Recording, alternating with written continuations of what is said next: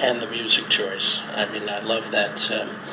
John Coltrane's reaction to what, again, was a very, very bloody act, the bombing of the church in 1963, was a very calm and meditative and timeless kind of musical moment that he created. Well, what I feel is like it's not the hysteria is what you hear in that song. It's that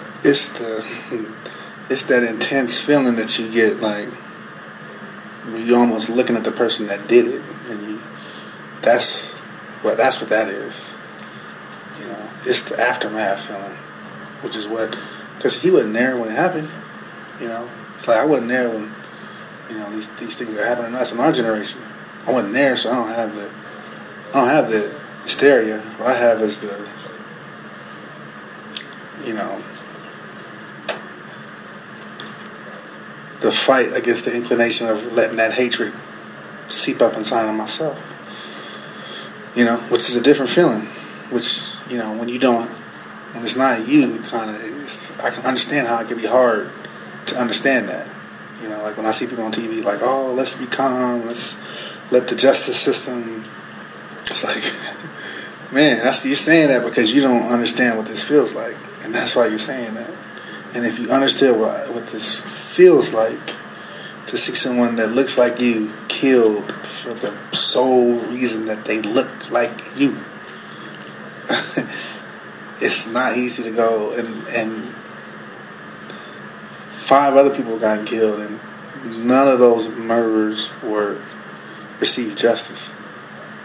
And then someone says, let's just let the justice system take care of it. You see yourself. It's like, man, that could have been me on the ground, shot in the chest, life over. Just because I look like this? I don't think anyone in this room is going to listen to Alabama the same way again, and I thank you for that. To bring things to a close, because we're running out of time, Christian, you chose Saul Williams, bringing it up to date as far as music as social consciousness. Tell us about Saul and why you chose this piece of music. Well, so Saul is like a big brother of mine, right? Most people know him from his sort of like ascension with being like one of the greatest slam poets and being one of the architects of this style.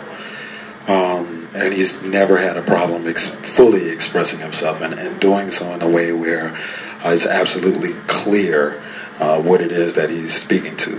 I chose this particular song because I had a conversation about it with him, and really the song is just about, sort of challenging people to think, right?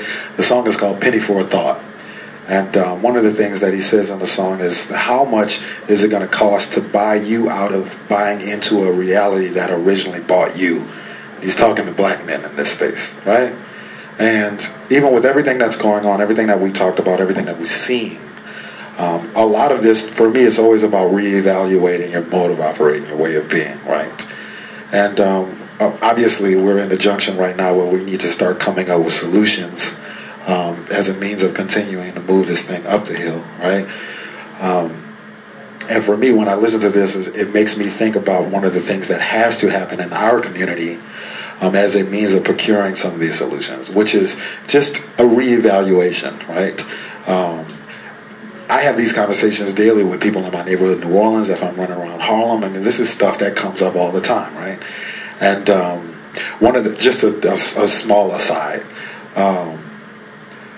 one of the things that came up recently, I was at this place called Bono in Harlem and talking to a group of friends, and they were saying there will never be like gun legislation in the country.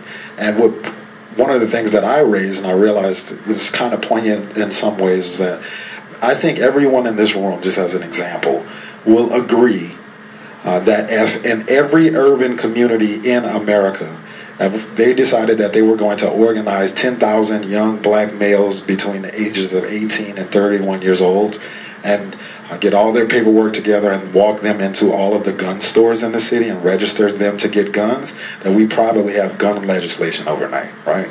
So I'm just being honest, right? So the thing is, it's always about a reevaluation. This is a scary idea to a lot of people, right? But I'm not saying that's the answer, right? As an artist, also sometimes it's my job to just throw things out there and to let you deal with it, think about what to do with one thing or another. But what I love about this man's sort of the performative thing, when you see it live, also it comes through in a lot of his recordings as well, is he has a way of being able to create these little digestible nuggets in a sea or a novel's worth of brilliance that makes you question. And for me in my music, this is something that's really important. A lot of people say, oh, you're political. And as I understand the words, not really. I really deal with social issues. This is more about the dissemination of power between people. But what I dig about this guy, and something that I take from what I've learned from him and I'll try to apply to my music, is the ability to create these questions. Like, I never conclude in a song title, right? I may say or raise an issue, but I don't tell people how they should think or feel about the issue, right? And I love this guy because he has a way of sort of like channeling all of these things and dragging all these things with him through this environment, but he's doing it in a way where it forces you to think about it, but he's not telling you specifically what to think. So I really dig this song. It's called Penny for a Thought, man. That's my man, Saul Williams. Track number 2, Pippin. Cancel the apocalypse.